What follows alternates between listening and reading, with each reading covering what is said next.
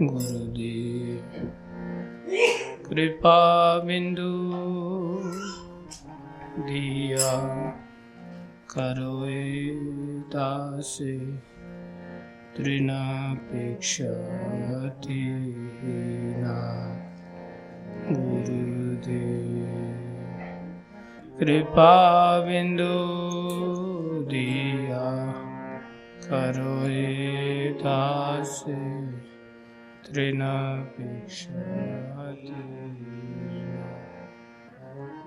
सकले सहाने बल दिया करो, सकले सहाने बल दिया करो, निज माने स्पृहहीना,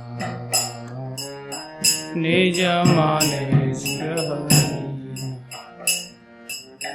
सकले सम्मान करिते शकति, सकले सम्मान करिते शकति, देहो नाथ यथ यथ, देहो नाथ यथ। तबे तो गाइबो हरिनाम सुखी, तबे तो गाइबो हरिनाम सुखी।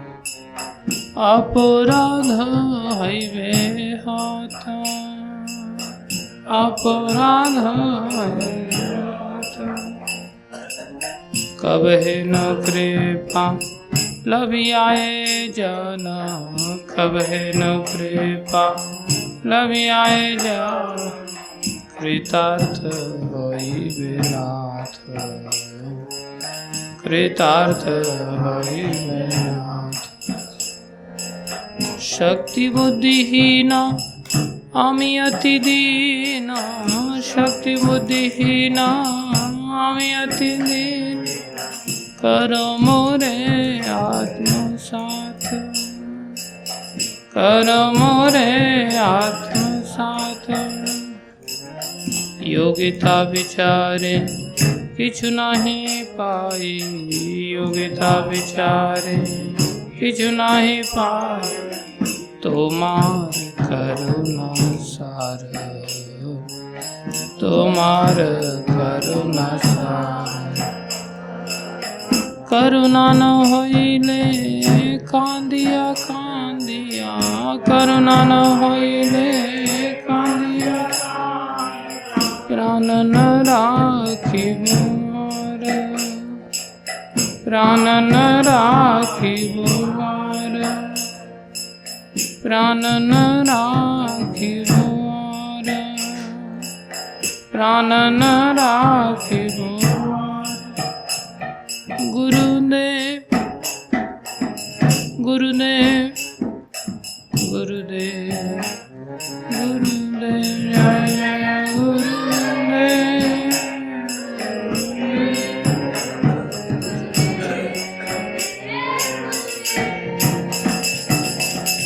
राधा माधव कुंज विहारी, जय राधा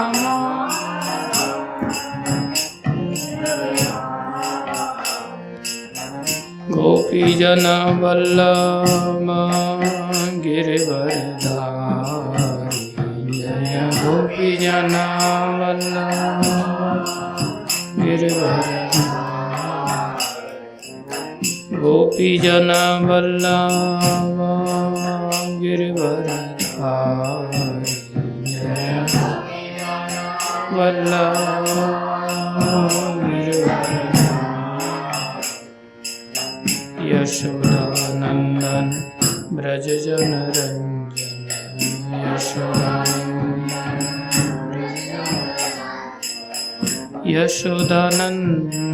ब्रज जन रंजन, यशोदानंदन, यशोदानंदन ब्रज जन रंजन, यशोदानंदन ब्रज जन रंजन, यशोदानंदन ब्रज जन रंजन, यशोदानंदन। यमुना तीरा वनचारि यमुनातिरावनचारि जय राम माधव कुंज बिहारी जय राम माधव कुंज बिहारी जय राम माधव कुंज बिहारी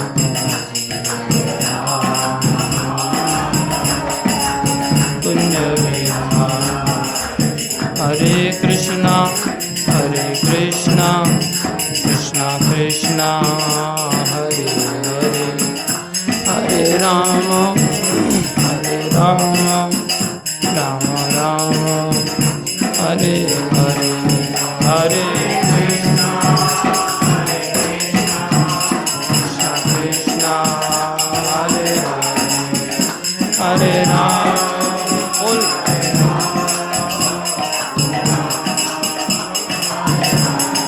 हरे कृष्णा कृष्णा कृष्णा हरे हरे हरे राम राम राम हरे हरे हरे कृष्णा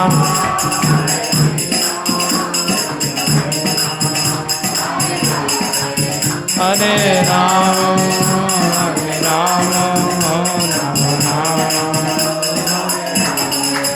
हरे कृष्णा कृष्णा कृष्णा हरे हरे हरे राम राम राम हरे हरे हरे कृष्णा हरे कृष्णा हरे हरे हरे राम राम हरे हरे हरे कृष्णा कृष्णा हरे हरे हरे राम राम हरे हरे हरे कृष्णा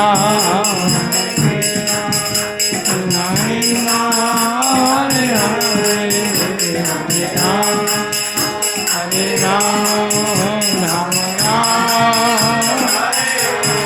हरे राम हरे कृष्णा कृष्णा कृष्णा हरे हरे हरे राम राम हरे हरे कृष्णा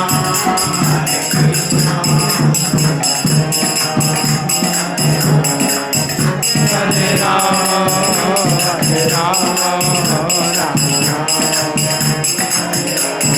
हे ताई गौर हरि गो हरि गो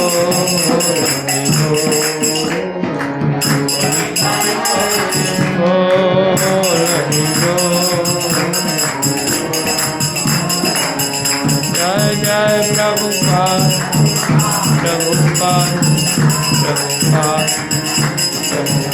जय जय प्रभुपाद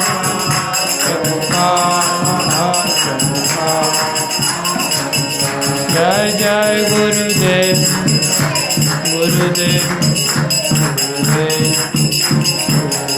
जय जय गुरुदेव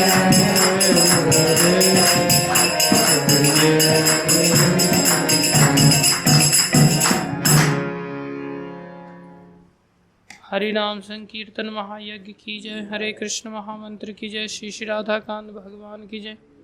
श्री श्री गौर निताई पंच तत्व की जय। प्रहलाद नरसिंह देव भगवान की जय। षड गोस्वामी गण की जय। शिल गुरु परंपरा की जय। जगत गुरु शिल प्रभुपाद की जय। श्री गुरु महाराज की जय। अनंत कोटि वैष्णव वृंद की जय।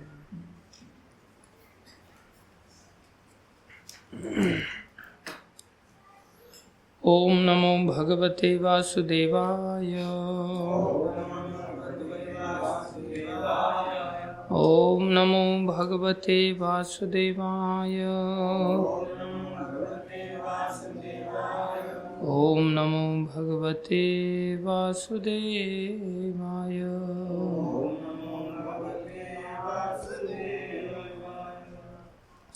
नारायणं नमस्कृत्यं नरं चैव नरोत्तमं देवीं सरस्वतीं व्यासं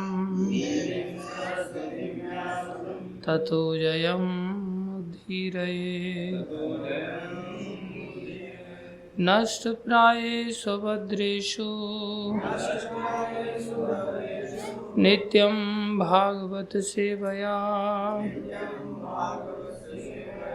भगवती उत्तम श्लोके भक्तिर्भवती नैष्ठिकी।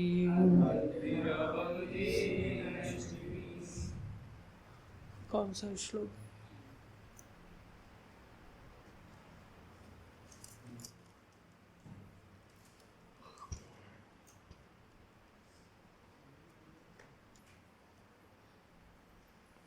श्रुत्वा हरिस्तम् अरनर्थिनम् अप्रमेय श्रुत्वा हरिस्तम् अरनार्थिनं प्रमेय चक्रायुधः पद्गराजभुजाधिरूढः चक्रायुधः पद्गराजभुजाधिरूढः चक्रेण नक्रवदनं विनिपाट्य तस्मात् नक्रवदनं विनिपाट्य तस्मात् हस्ते प्रगृह्य भगवान् कृपयोजहार।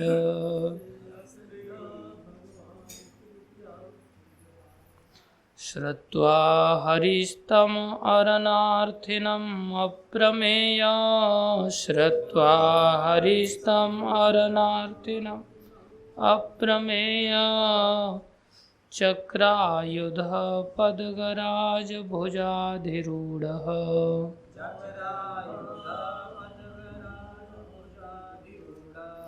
चक्रेण नक्रवदनं विनिपाट्य तस्मात् चक्रेण नक्रवदनं विनिपाट्य तस्मात् हस्ते प्रगृह्य भगवान् कृपयोजहार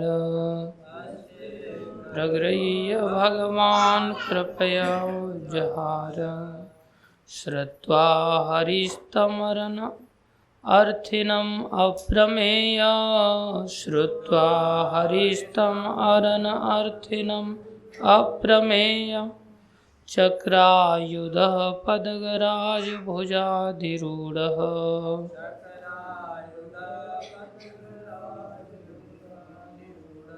चक्रेण नक्रवदनं विनिपाट्य तस्मात् चक्रेण नक्रवदनं विनिपाट्य तस्मात् हस्ते प्रगृह्य भगवान् कृपयोजहार प्रगृह्य भगवान् कृपयोजहार।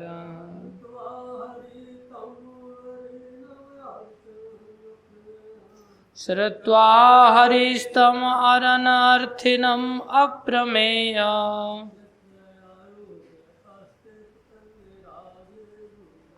चक्रायुधः पद्गराजभुजाधिरूढः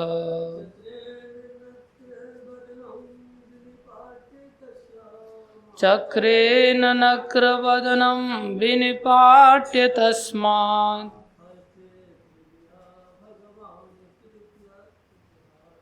हस्ते प्रगृह्य भगवान् कृपयोजहार।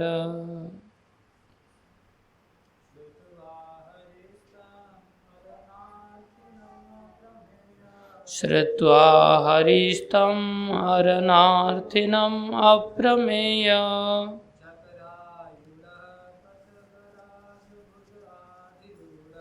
चक्रायुधः पद्गराजभुजाधिरूढः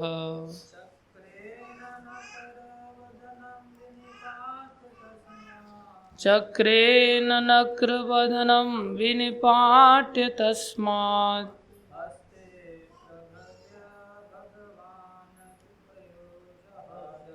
हस्ते प्रगृह्य भगवान् कृपयोजहार। शब्दार्थ श्रुत्वा सुनकर हरि श्री भगवान ने तम उनको अरन अर्थिनम सहायता चाहने वाला अप्रमेय अनंत शक्तिशाली भगवान चक्र आयुध अपने अस्त्र से सज्जित पदगराज पक्षियों के राजा गरुड़ के भुज अधिरूढ़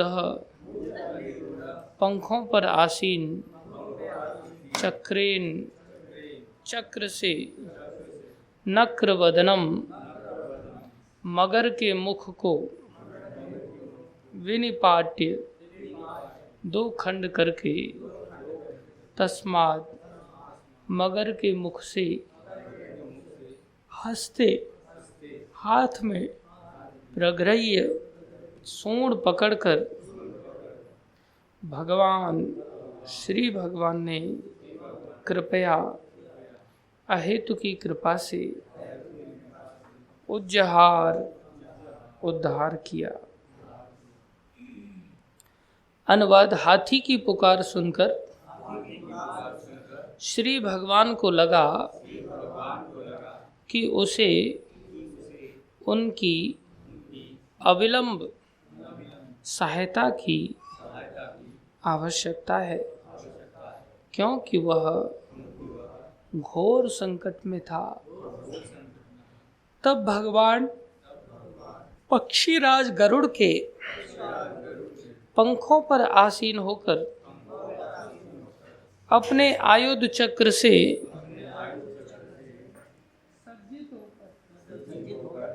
वहां पर तुरंत प्रकट हुए। उन्होंने हाथी की रक्षा करने के लिए अपने चक्र से मगर के मुंह के खंड खंड कर दिए और हाथी को सूंड से पकड़कर उसे बाहर निकाल दिया।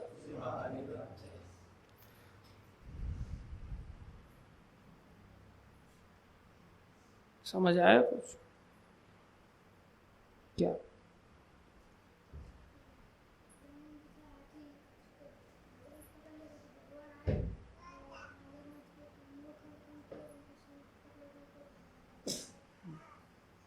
अभी ध्यान से सुनो। तात्पर्य। अर्चनीय वंदनीय प्रातः स्मरणीय जगतगुरु श्रील प्रभुपाद जी द्वारा श्रील प्रभुपाद की जय।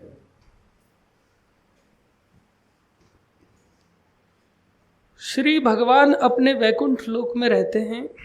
कोई यह अनुमान नहीं कर सकता कि यह लोक कितनी दूर स्थित है, किंतु ऐसा कहा जाता है कि यदि कोई वायुयान से या मनोयान से उस लोक तक पहुंचना चाहे तो लाखों वर्षों तक यात्रा करने पर भी वहां नहीं पहुंच सकेगा।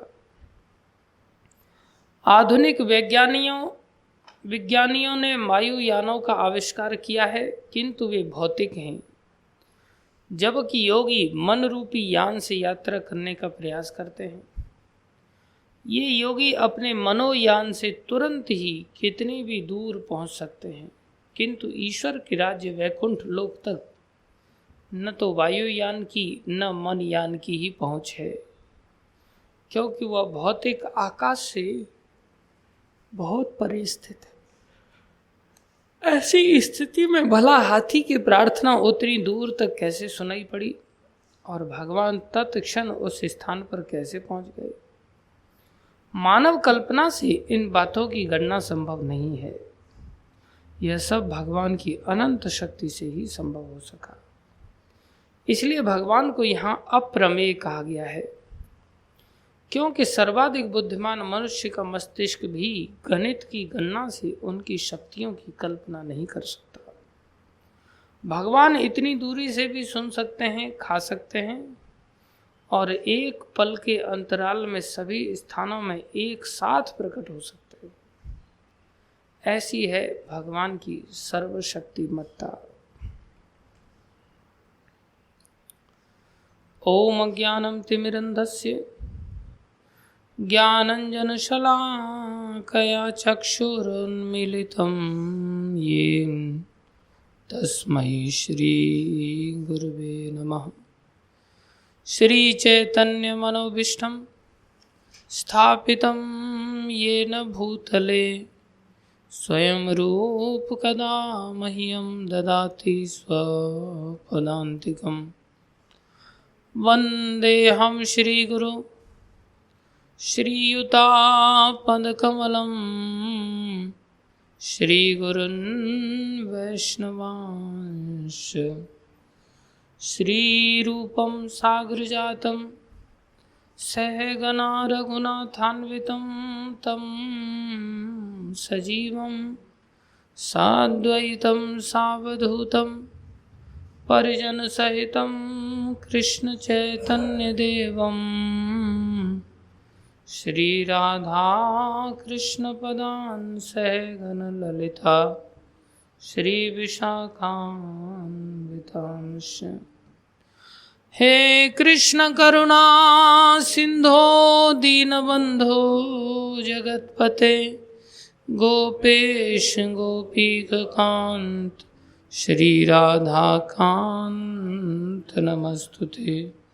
तप्त कांचन गौरंगी राधे वृंदावनेश्वरी वृषभानुसुते देवी प्रणमामि हरिप्रिये। वाञ्छाकल्पतरुभ्यश्च कृपा सिन्धुभ्यैव च पतितानां पावनेभ्यो वैष्णवेभ्यो नमो नमः। जय श्री कृष्ण चैतन्य प्रभु नित्यानंदा श्री अद्वैत गदाधर शिवासादि गौर भक्तवृंदा। हरे कृष्णा कृष्णा कृष्णा हरे हरे हरे राम राम राम हरे हरे। हरे कृष्णा कृष्णा कृष्णा हरे हरे हरे राम राम राम हरे हरे। हरे कृष्णा कृष्णा हरे हरे हरे राम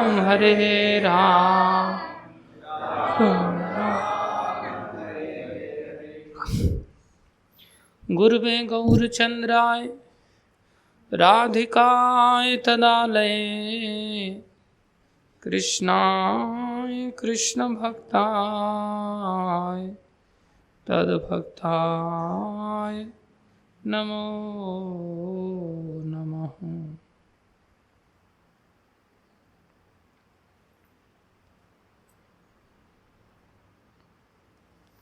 हरे कृष्णा।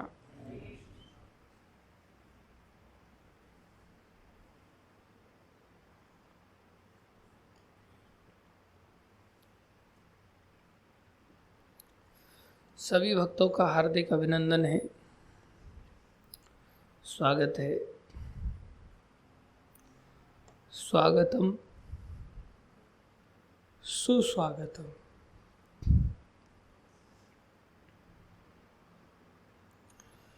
गुरु वैष्णवों की दया से जो कुछ कहें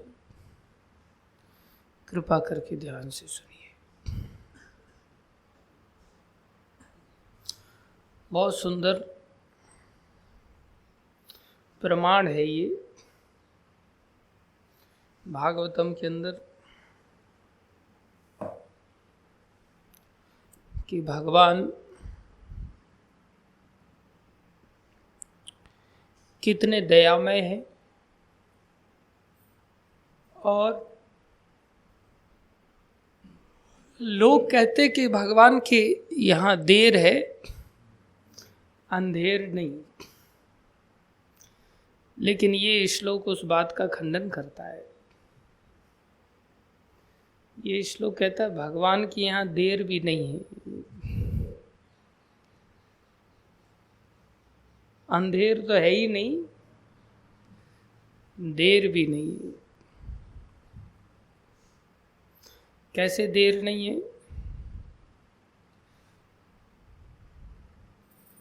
बोले यहाँ पर भगवान के बारे में कह रहे हैं प्रभुपाद जी, हाथी की पुकार सुनकर श्री भगवान को लगा कि उसे उनकी अविलंब सहायता की आवश्यकता है, तुरंत सहायता की आवश्यकता है। संसार में देर हो सकती है किसी से सहायता प्राप्त करने में, लेकिन भगवान से सहायता प्राप्त करने में देर नहीं होती। समस्या क्या है? हमारी पुकार ऐसी नहीं है जिससे कि भगवान को लगे कि इसको मेरी सहायता की कुछ ज़्यादा जल्दी है। पुकार तो माता द्रौपदी भी कर रही थी। ऐसा नहीं था कि सभी जगह से निराश होकर के उन्होंने गोविंद को पुकारा था। भगवान को तो पहले से ही पुकारती थी, भगवान की भक्त थी, लेकिन वो पुकार नहीं आई जो सब जगह से ठोकर खाने के बाद आई। जब वो पुकार आई तो भगवान एकदम से प्रकट हो गए, जरा सी भी देर नहीं लगाई। सारा कुछ निर्भर करता है पुकार के ऊपर।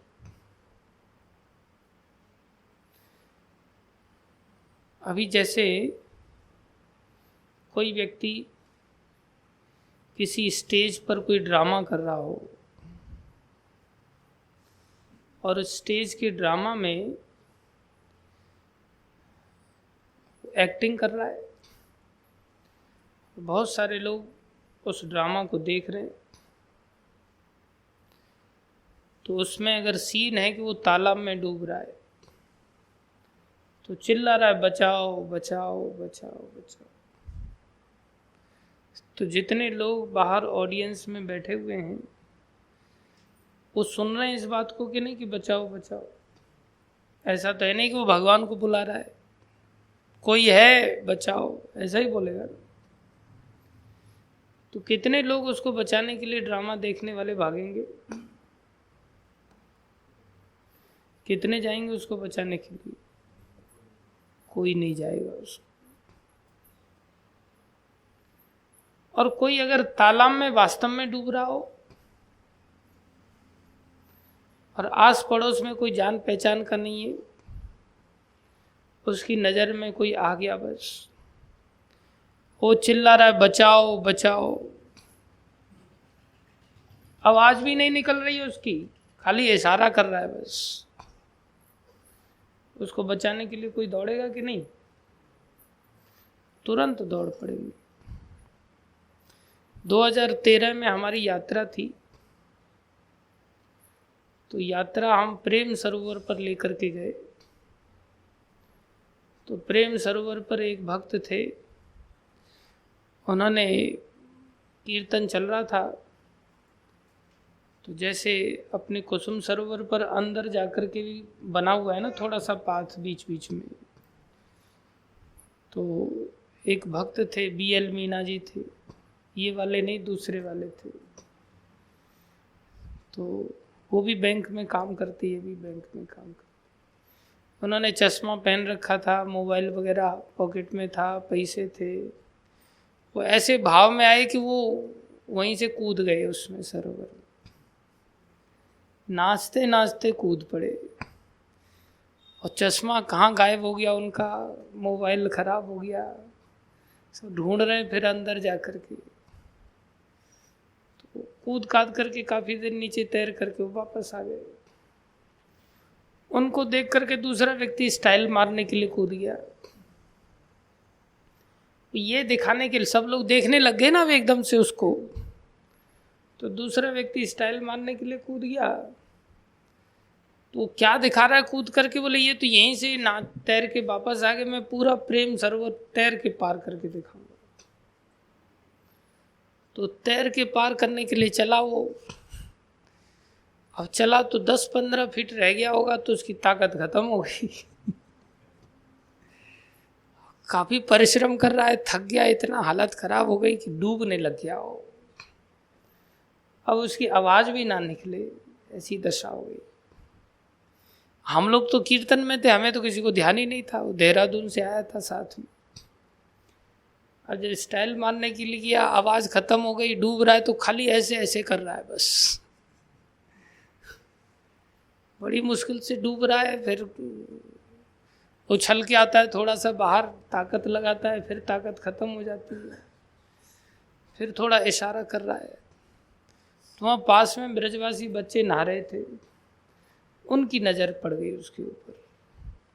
वो एकदम से बेचारे कूद पड़े, और 2-3 बच्चे उसको जैसे तैसे घसीटते घसाटते उसको बाहर निकाल के लेके आ गए। काफ़ी डूब गया था वो, पानी अंदर चला गया था, उसको लेकर के बाहर आ गए। तब पता चला हमें, वो लोग बच्चे लोग आए कि आपका एक आदमी डूबते बचाया हमने, आप देख लो उसको। हम गए, फिर उसको उल्टा टांगा, उसको उल्टा किया तो पानी निकला उसके अंदर से। तब जाकर के उसको थोड़ा होश आया और फिर स्वस्थ हो गया। फिर कभी छलांग नहीं लगाई उसने ऐसी। कहने का भाव है कि जब कोई व्यक्ति वास्तव में डूब रहा होता है और उसके हृदय से अगर आवाज़ ना भी निकले, खाली वो इशारा ही कर देता है, तो भी सामने वाले लोग समझ जाते हैं कि ये व्यक्ति संकट में है, इसकी सहायता करनी चाहिए। तो जो भगवान घटघटवासी हैं, जिन भगवान को कहीं ऐसा नहीं है कि मैं क्या करता, तू चिल्ला रहा था, मैं तो वैकुंठ में था उस समय, मैं क्या करता, तुम चिल्ला रहे थे, मैं द्वारका में था उस समय, मुझे क्या पता था तू यहाँ दिल्ली में डूब रहा, मैं तो वृंदावन में था उस समय। नहीं, भगवान ना केवल कनकन घटघटवासी हैं, बल्कि कनकनवासी भी हैं। कहाँ भगवान का वास नहीं है। वैकुंठ से भी अगर वो उनको आना पड़े ना, तो भी उनको आने में देर नहीं लगती, अविलंब प्रकट हो सकते हैं। वहां वैकुंठ से, यहां तो वैकुंठ से ही आए हाथी के लिए, वैकुंठ से भगवान दौड़ पड़े किसके ऊपर, आरूढ़ होकर के। अब कोई गाड़ी में बैठेगा, गाड़ी में सेल लगाएगा, फिर चलेगा, ड्राइविंग करता हुआ जाएगा। पक्षी के ऊपर भी बैठेगा तो पंखों से भी उड़ करके जाएगा। लेकिन ये पक्षी भी साधारण नहीं है, ये भगवान के भक्त हैं, इनके अंदर भी भगवान की जैसी शक्तियां होती हैं। पंखों पर भगवान को बिठा लिया और भगवान अविलंब पहुंच गए। काफी देर से तो पुकारा नहीं था उसने, हजारों वर्षों तक युद्ध चलता रहा, अपनी ताकत लगाता रहा, अपनी ताकत लगाता रहा। परिवारीजन, बीवी, बच्चे आदि काफी देर तक उसको घेर करके खड़े रहे, लेकिन उनकी भी हिम्मत नहीं हुई। वो भी आखिरी में असहाय छोड़ करके उसको चले गए। भाई हम कब तक यहाँ पर खड़े रहेंगे, चलो छोड़, अब इसने तो मरना ही है, बेचारे ने क्या कर सकते। पुकार तो वो रहा था, लेकिन कोई सहायक नहीं बन पाया। और ये ध्रुव सत्य है, संसार में हमारी कोई न कोई व्यक्ति थोड़ी बहुत सहायता कर सकता है, और जब थोड़ी बहुत सहायता कर देता है तो हमको लगता है कि ये सब जगह ही बचा लेगा हमको, और हमारा उन लोगों में विश्वास हो जाता है। भगवान के चरणों में हमारा विश्वास नहीं हो पाता, अभ्यास भी नहीं हो पाता इस कारण से, क्योंकि संसार में लोगों की सहायता प्राप्त होने के कारण संसारी लोगों के पास भागने का अभ्यास बन जाता है। कोई वकील के पास भागता है, कोई तहसीलदार के पास भागता है, कोई जज के पास भागता है, कोई पुलिस के पास भागता है। एक आध बार ये लोग सहायता कर देते तो उनको लगता है यही सहायता करेंगे, भगवान सहायता पता नहीं करेंगे या नहीं करेंगे। क्या इनके पास नहीं जाना चाहिए फिर? क्या इनके पास नहीं जाना चाहिए सहायता लेने के लिए? बोले जाना चाहिए। कैसे जाना चाहिए? भगवान को आगे रखते हुए। जैसे भगवान श्री कृष्ण ने अर्जुन को कहा, तुम्हें दिव्यास्त्रों की जरूरत पड़ेगी अर्जुन, तुम एक काम करो, स्वर्ग में जाओ, देवराज इंद्र से सहायता मांगो। तुम्हें माता दुर्गा से भी सहायता लेनी चाहिए, उनका भी आशीर्वाद तुम्हारे काम आएगा। तुम्हें शिव जी की भी आराधना करनी चाहिए, वो भी तुम्हें आशीर्वाद देंगे। हरे कृष्ण। देखो भाई किसने मंगाया था? हाँ,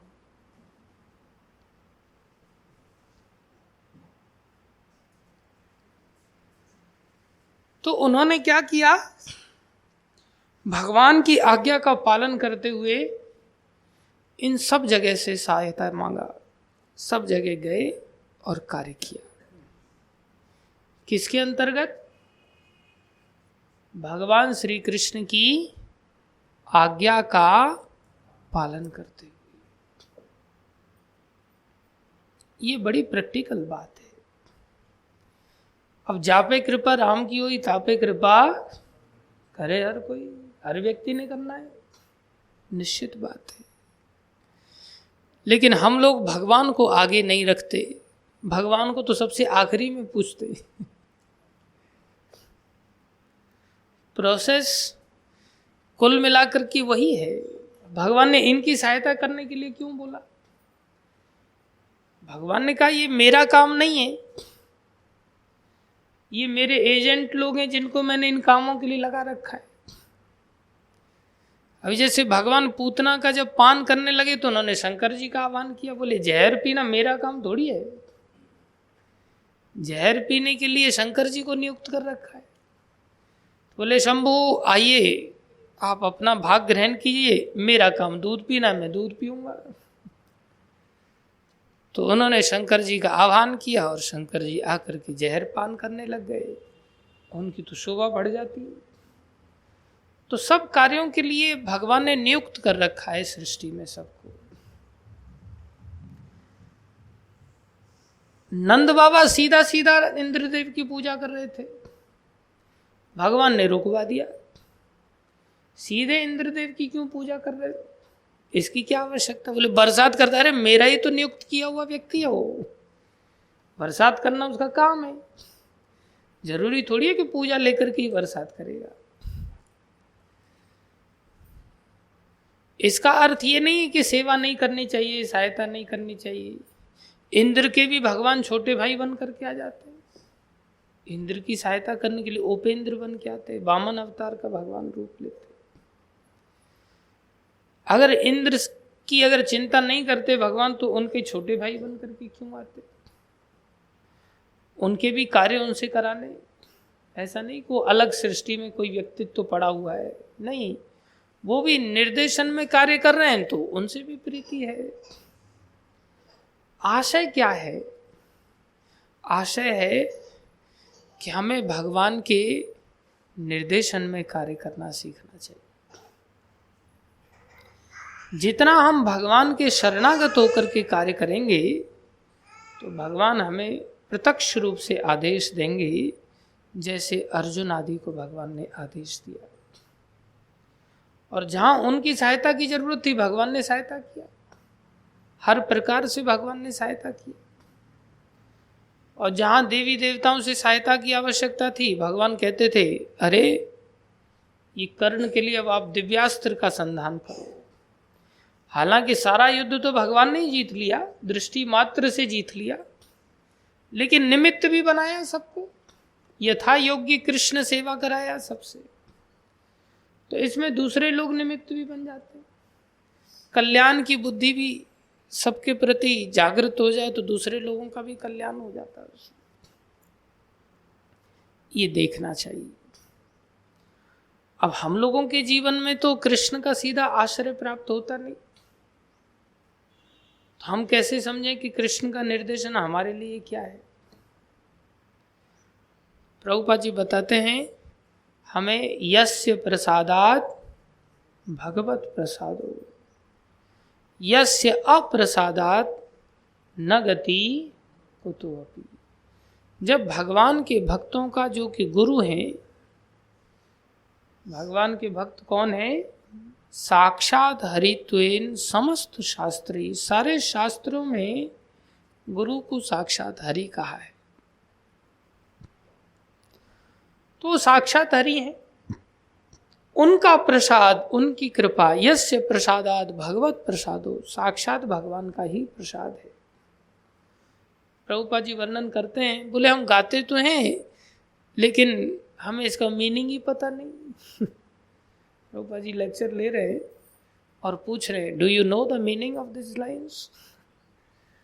सब लोग चुपचाप बैठे हुए।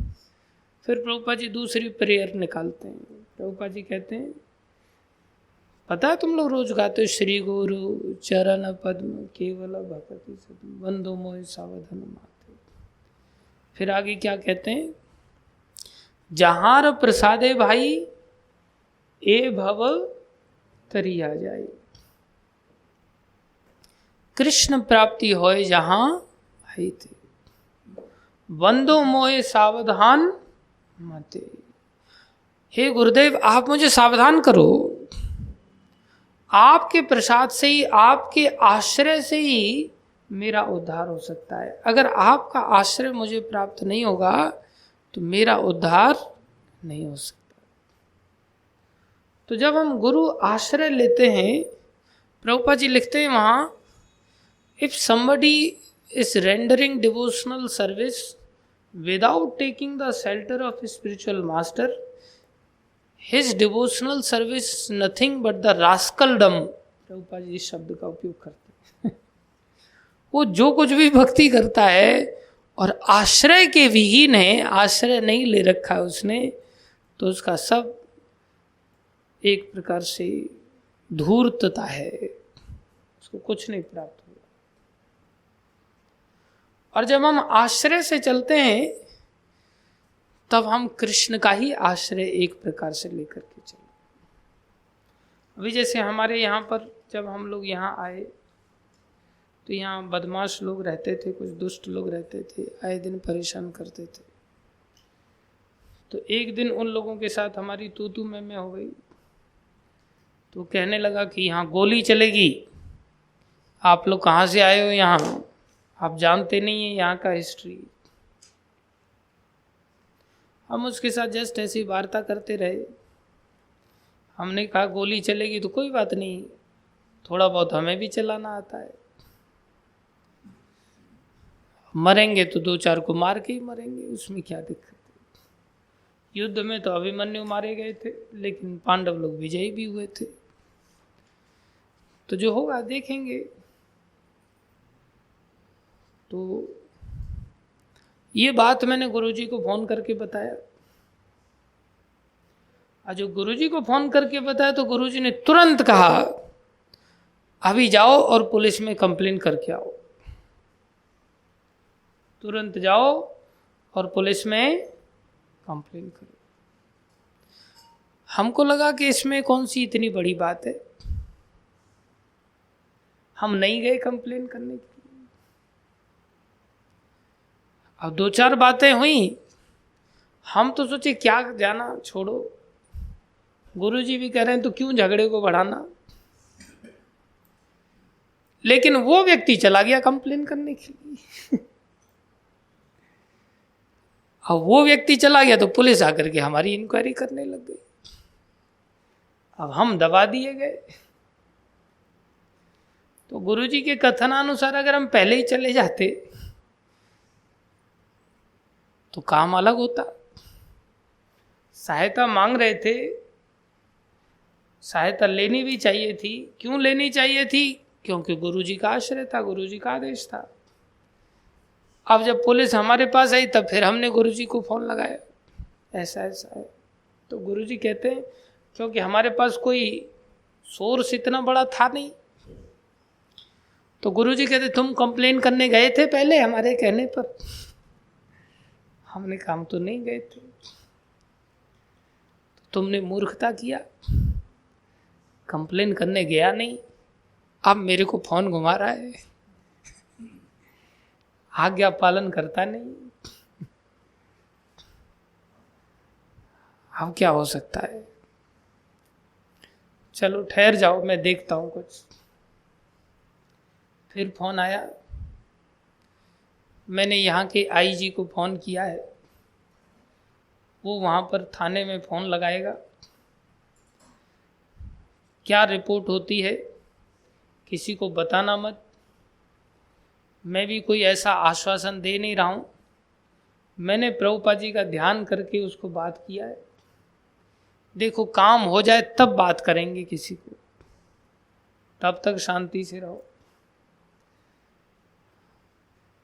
फिर मैं फड़फड़ा रहा था, तो मैं महाराज को शाम को फोन किया, तुम्हें सूचित कर दिया जाएगा, मुझे ध्यान है, जैसे ही समाचार आएगा। मैंने उसको बोला है, वो फोन नहीं उठा रहा है मेरा। फिर दूसरा दिन आ गया, सुबह हो गई, फिर मेरे से नहीं रहा गया। वो आतंक मचा रहे थे दुष्ट लोग।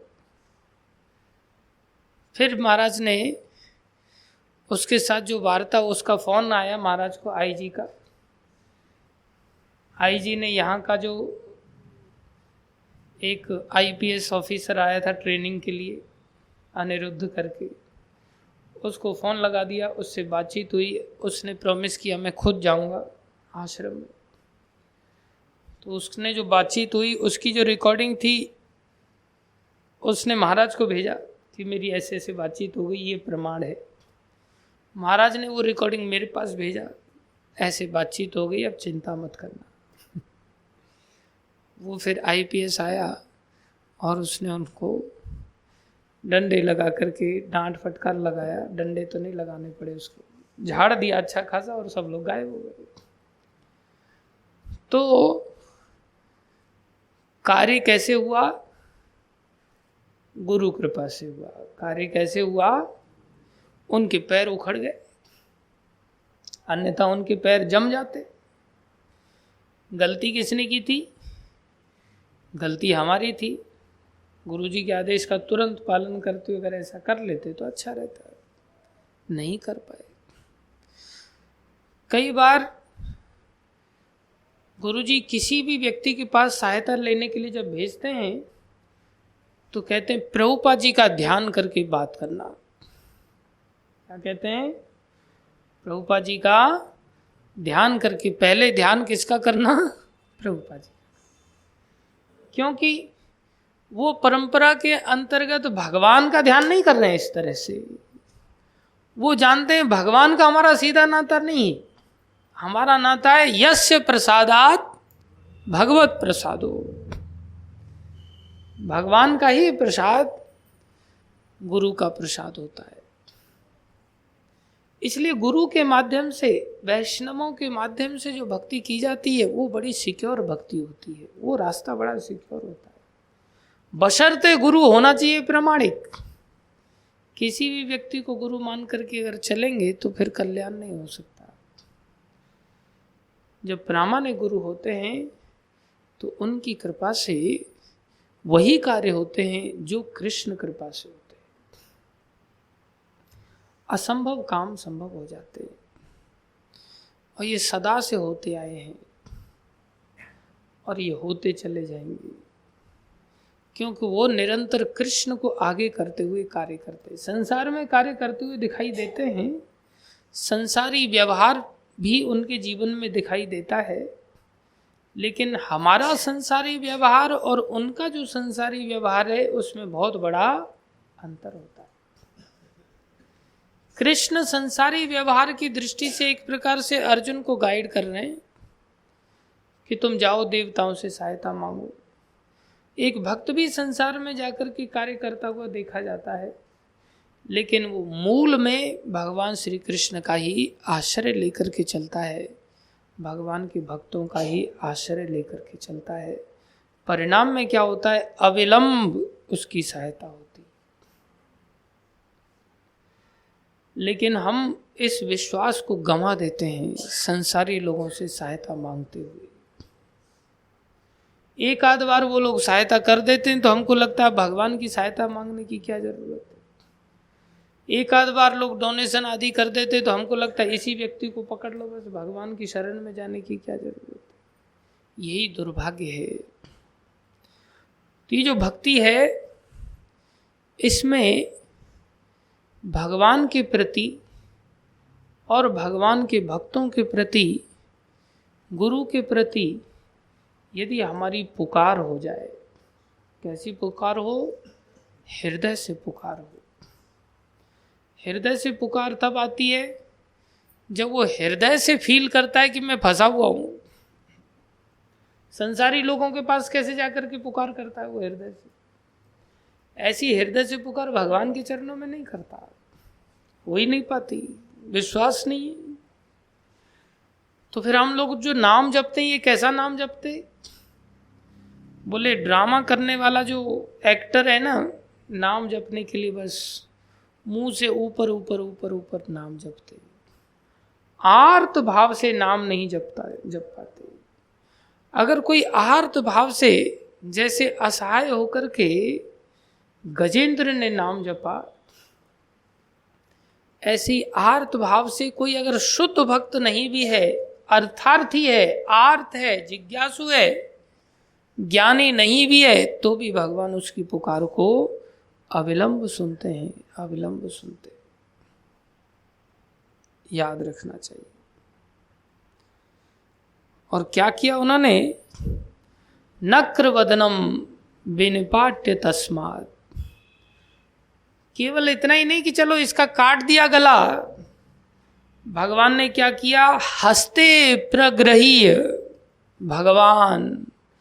भगवान ने अपने हाथों से, अपने कर कमलों से उसकी सूंड को पकड़ा।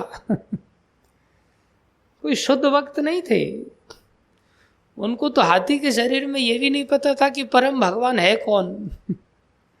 उन्होंने तो सिर्फ यही कहा, कोई परम ईश्वर है जो मेरी रक्षा करे। ऐसा ही पुकारा तो भगवान ने उनके ना केवल मगरमच्छ के गले को काट करके मुक्त किया और छोड़ देते, ठीक है भाई अब मार दिया, अब तो मुक्त हो गए, निकलो अपने आप ही। नहीं, थक चुके थे, इतना हजारों वर्ष तक युद्ध किया था उन्होंने, सामर्थ्य नहीं थी। भगवान ने सूंड को पकड़ा अपने हाथों से और हाथों से पकड़ करके बाहर निकाल करके लेके आए। कितना कृपयो उज्जहार। ये क्या था? ये हाथी की कोई आराधना की शक्ति नहीं थी, ये तो आराधना मात्र थी केवल, कि उसने पुकारा और एक पुष्प अर्पण किया, दिखाई दिया कि पास में, वो भी भगवत इच्छा से फूल प्रकट हुआ, अन्यथा हजारों वर्ष की युद्ध के समय में वहाँ फूल बचा कहाँ से रह गया। फूल दिखाई दिया, भगवान आते हुए दिखाई दिए, भगवान को देखते ही उसने तुरंत सूंड से फूल अर्पण किया। ये क्या था? आराधना मात्र थी। और भगवान कृपयो उज्जहार, भगवान ने कृपा करके उद्धार किया। भगवान कृपा करते हैं। तो भगवान छोटी से छोटी पुकार को भी, लेकिन वो पुकार कैसी होनी चाहिए? हृदय से होनी चाहिए। ये हृदय से पुकार निकलती नहीं। कैसे निकलेगी? इसका अर्थ ये नहीं कि हम डूब नहीं रहे संसार में। हाथी की दशा अलग थी, हमारी ऐसी दशा नहीं है। हम भी कभी मगरमच्छ के पास छलांग लगा के कहीं जाएंगे, वो हमारी टांग पकड़ लेगा, तब हमारे हृदय से ऐसी पुकार निकलेगी। नहीं, हमारे हृदय से तो तब भी पुकार नहीं निकलेगी। हाथी का ऐसा विश्वास कहाँ से आया? बोले उसकी पूर्व जन्म की भक्ति थी। कब की भक्ति थी? पूर्व जन्म की भक्ति थी। पांड्य देश के राजा थे, दक्षिण भारत में एक पांड्य देश होता था। उस देश के राजा थे और भगवत भक्तों की दया से उनके अंदर वैराग्य जागृत हो गया और दक्षिण भारत से वो भजन करने के लिए पर्वत पर आ गए और वहाँ भजन कर रहे हैं। ऐसे भजन में डूब गए कि उनको कुछ ध्यान ही नहीं था। बहुत मन लग गया उनका, विह्वल हो गए थे। भागवतम में बहुत सुंदर वर्णन है इतना नाम उच्चारण में उनका प्रीति जागृत हो गया कि उनका अश्रुपात होने लग गया था, वेहवलता आ गई थी। लेकिन कितने भी वेहवल हो जाओ, लेकिन भक्तों के साथ व्यवहार हमेशा ही सावधानी भरा होना चाहिए। अगस्त्य ऋषि आए अपने शिष्यों के साथ और उनको देख करके ये उठे नहीं, प्रणाम आदि नहीं किया। उसी कारण से भक्त अपराध हो गया और उन्होंने कहा देखो हाथी की तरह बैठा हुआ है, प्रणाम नहीं करता, जाओ तुम हाथी बन जाओ। तो भक्त अपराध, आप कितने भी महान भक्त बन गए हों, आप रुदन करते हुए हरि नाम जप रहे हों, आप विवलता को प्राप्त हो गए हों, सर्वस्व आपने त्याग दिया है, लेकिन फिर भी भक्त अपराध छोड़ता नहीं। भक्त की सत्ता तो भगवान से भी बढ़कर है। और वहाँ पर ऐसा हुआ, उनको हाथी बनना पड़ा। लेकिन साथ में भगवान भक्ति की भी सत्ता को सदा के लिए प्रकट करते हैं कि भक्ति की सत्ता कैसी, बोले नेहा विक्रम नाशो अस्ति प्रत्यवायो न विद्यते स्वल्पम अप्यस्य धर्मस्य त्रायते महतो भयात्। बड़े से बड़े भय का नाश कर देती है भक्ति, यदि कोई इस भक्ति का आश्रय ले ले। इस अभिक्रम का नाश नहीं होता। बहुत सुंदर गजेंद्र मोक्ष की लीला है, बड़े विस्तार से वर्णित है भागवतम में, हम सबको पढ़ना चाहिए और इस प्रमाण को स्वीकार करते हुए अपने जीवन को भगवान की चरण में लेके जाने का प्रयास करना चाहिए। इसके अतिरिक्त अगर हम सोचें कि हम अपने संसारी सामर्थ्य से अपने आप को बचा लेंगे, विमान आदि के द्वारा वैकुंठ में चले जाएंगे। अरे मनोयान से भी प्रभुपाद जी लिखते, मन की शक्ति से भी अगर कोई जाना चाहे तो भी वैकुंठ नहीं जा सकता।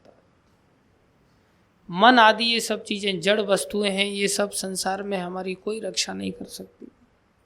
रक्षा तो केवल भगवत भक्ति से ही संभव है, जो भगवान कृपा करने के लिए सदा तत्पर रहते हैं। तो हम सभी को ये बात हृदय में बिठानी चाहिए, जो आसानी से बैठती नहीं है। गुरु वैष्णव लोग बिठा सकते हैं, और हमारा अभ्यास धीरे धीरे धीरे धीरे जो हमारा अभ्यास है, ये अभ्यास हमारी रक्षा करेगा। देखो भजन तो वो करते थे और हाथी के शरीर में चले भी गए, लेकिन वहाँ भजन काम तो दिया, लेकिन साथ में हाथी के शरीर की मर्यादा भी काम कर रही थी। हाथी का शरीर मतलब पशु का शरीर है, जो भक्ति के लिए इतना अच्छा नहीं। इसलिए जब सारी सामर्थ्य चूर चूर हो गई तब कृष्ण की याद आई। जब तक सामर्थ्य थी शरीर में तब तक कृष्ण की याद नहीं आई, तब तक अपनी पूरी ताकत लगाते रहे, अन्यथा हजारों वर्ष तक युद्ध करने की आवश्यकता क्या थी। जब तक हमारे अंदर भी अपनी शक्ति का थोड़ा भी अहंकार होता है, हमारी ऐसी पुकार कभी नहीं निकल सकती। जब हमारे अहंकार का नाश हो जाता है, जो हाथी के अंदर संभव नहीं था आसानी से, हमारे अंदर अहंकार का नाश हम बुद्धि की जागृति से कर सकते हैं, कथाओं के माध्यम से कर सकते हैं, श्रवण के माध्यम से कर सकते हैं, सीख सकते हैं। हाथी को इस प्रकार से पढ़ाया नहीं जा सकता था। पूर्व जन्म की भक्ति थी, इसलिए जब अहंकार का नाश हुआ तो भक्ति जागृत हो गई। सामर्थ्यहीनता जैसे ही आई, तुरंत भक्ति प्रकट हो गई और याद आ गया कि मुझे भगवान की शरण लेनी चाहिए। इसलिए जब तक हम अपनी सामर्थ्य के अनुसार इस शरीर में भी पैर फड़फड़ाते ना, तब तक हमारी ऐसी आवाज नहीं निकल सकती। जब हम सारे बलों का त्याग करके, किसी का अपबल है, किसी का तप बल है, किसी का धन बल है, किसी का बाहुबल है, ये सब कृष्ण के बल हैं वास्तव में देखा जाए तो। ऐसा जब दृष्टि आ जाता है तब भगवान की सहायता प्राप्त होती। भीमसेन साथ में है, भगवान के सानिध्य में है, जरासंध का वध करने के लिए गए हैं और जरासंध के वध के समय में उनको अहंकार आकर के घेर लेता है। वो कहते हैं देखो, ऑप्शन दिया गया जरासंध को कि तुम तीनों में से किसी के साथ चुनाव कर लो, मैं, अर्जुन और भीम, हमें द्वंद्व युद्ध प्रदान करो। तो उसने देखा कि अरे तुम तो पहले ही भगोड़े हो, पहले भाग गए थे, और अर्जुन का ऐसा शरीर है नहीं, ये तो बहुत दुबला पतला है। भीमसेन ठीक है, मैं इसके साथ युद्ध लड़ूंगा। जब भीमसेन का चुनाव हो गया तो भीमसेन को अहंकार आ गया। वो सोचने लग गए देखो, कृष्ण को भी इसने नहीं चुना, अर्जुन को भी नहीं चुना, मैं सामर्थ्यशाली ज्यादा हूं। इसलिए भीमसेन सोचने लगे कि मैं इसकी टक्कर का योद्धा है, ये इसकी टक्कर के नहीं। तो पहले दिन युद्ध हुआ,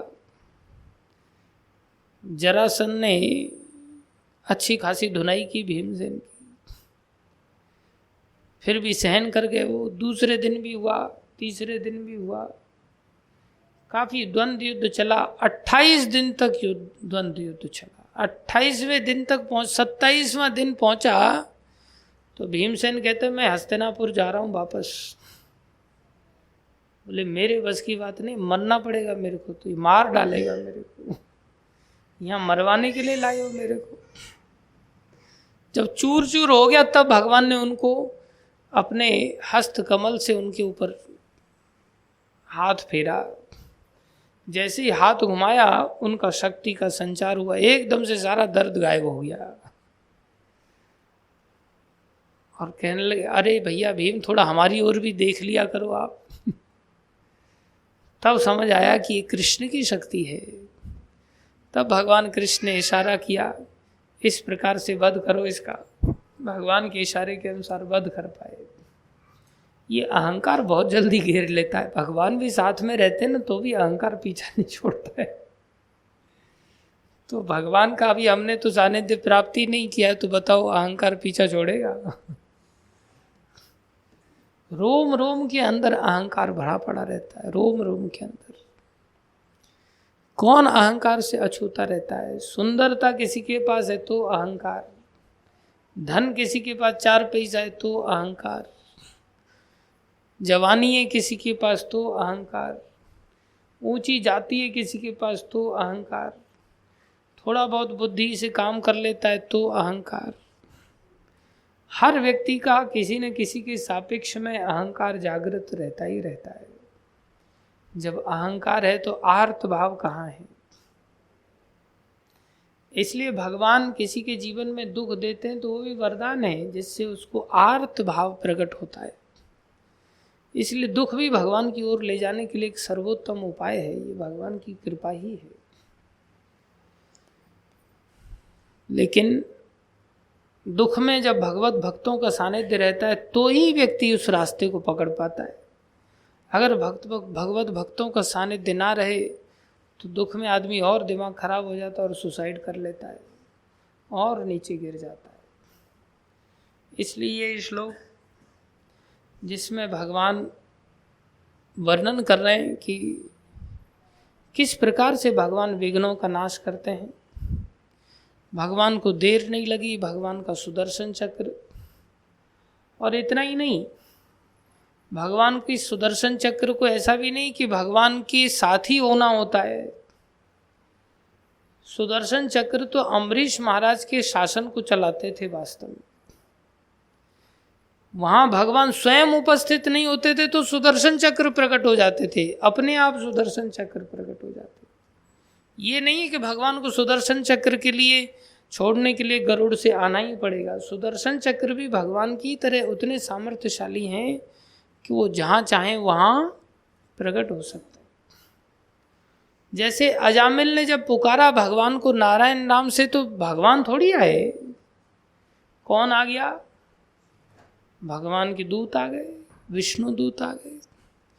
विष्णु दूतों के कानों में अरे कोई हमारे भगवान को पुकार रहा है, तुरंत भगवान के भक्त पहुंच गए। तो कई बार कोई भगवान के भक्तों का स्मरण करता है या भगवान का स्मरण करता है, तो जरूरी नहीं है कि भगवान आकर के ही उसकी रक्षा करेंगे। भगवान के भक्तों की भी वो सामर्थ्य होती है कि भगवान के भक्त भी रक्षा कर देते। हमें भगवान और भगवान के भक्तों के आश्रय के अतिरिक्त और किसी का भी आश्रय नहीं लेना चाहिए। ये साधारणतः से नहीं जाएगा अहंकार। हम जैसे नाम जपेंगे, जैसे आराधना करेंगे, आराधना करने से ये अहंकार की गंदगी बाहर जाएगी और फिर एक दिन ऐसा आर्त भाव से नाम निकलेगा जो भगवान को विवश कर देगा प्रकट होने के लिए, और फिर हम भगवान का सानिध्य प्राप्त करके दुर्लभ मनुष्य जीवन के लक्ष्य को प्राप्त कर पाएंगे। अन्यथा कोई दूसरा उपाय नहीं है। फिर चाहे आप बड़े वैज्ञानिक बन जाओ या बड़े डॉक्टर बन जाओ या कुछ भी संसार में बन जाओ, उसका कोई औचित्य नहीं। धन्यवाद सभी भक्तों का धैर्यपूर्वक श्रवण करने के लिए। श्रीमद् भागवत महापुराण की जय, जगत गुरु श्री प्रभुपाद की जय, श्री गुरु महाराज की जय, अनंत कोटि वैष्णव वृंद की जय, आप सब भक्तों की